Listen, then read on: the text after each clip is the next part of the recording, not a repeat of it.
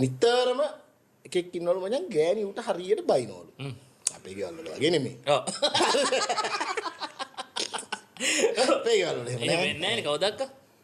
සමහර ගෙවල් වල එහෙම වෙනවා. හරි. ඌ මචං මේ ගොවිතැන්ලු කරන්නේ.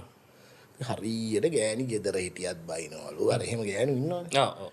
බල උදේම නැගිට්ටක් බයිනවා පාන්දර නැගිටගෙන මොන මගුලක් කරනවද මන්ද කියලා දවල් වෙනකම් බුදිය ගත්තක් බයිනවා. පන්සල් ගියා.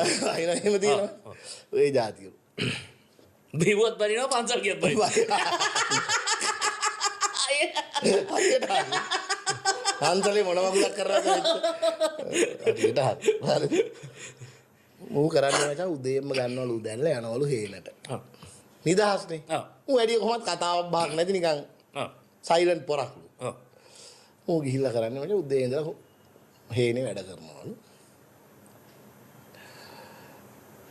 ගෑණි දවල්ට කෑම අරන් එනවනේ. ඒ ඇවිල්ලත් කනකනුත් බයිනවා. අම්මෝ. ඔව් වෙලද ඌ ඉතින් පුළුවන් තරම් රැ වෙලා යනවලු. ගෑණි නිදා ගන්න කියලා නිදා ගන්න. ඔහොම යනවලු ඉතින් ජීවන චර්යාව. දවසක් මූ මේ හේනේ වැඩ කරගෙන ඉනකොට හේනෙට බූරුවෙක් ආවලු. හරි.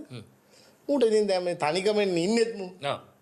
මූ ඉතින් ඔය ඉතුරු වෙන කෑම මොනවා හරි අර එහෙමේ දීලා බූරුවට ඉතින් දන්නවනේ පොඩි ලව් එකක්ද බූරුවා දැන් හේනේ ඉන්නවලු.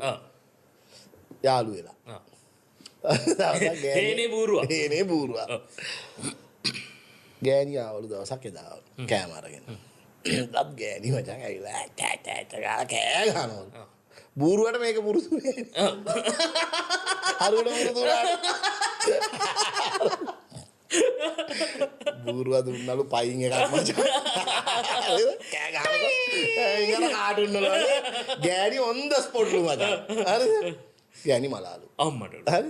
කපාරයිලු ගේ බූරුවා. දැන් ඉතින් ඒකත් හරි කියමුකෝ. දැන් මිනිහ ගෙදර ගෙනල්ලා මේ මිනිහ ගෙදර ගෙනල්ලා තියාගෙන ඉන්නවලු.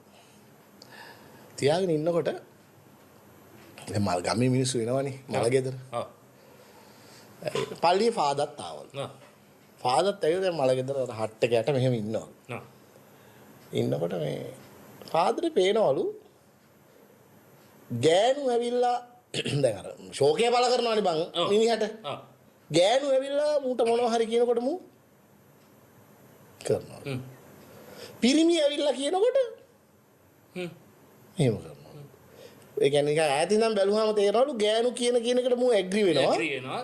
පිරිමි කියන ඒවා ඔක්කොම රිජෙක්ට් කරනවා. ෆාදර්ත් මේක හේන ප්‍රශ්නයල්ලු.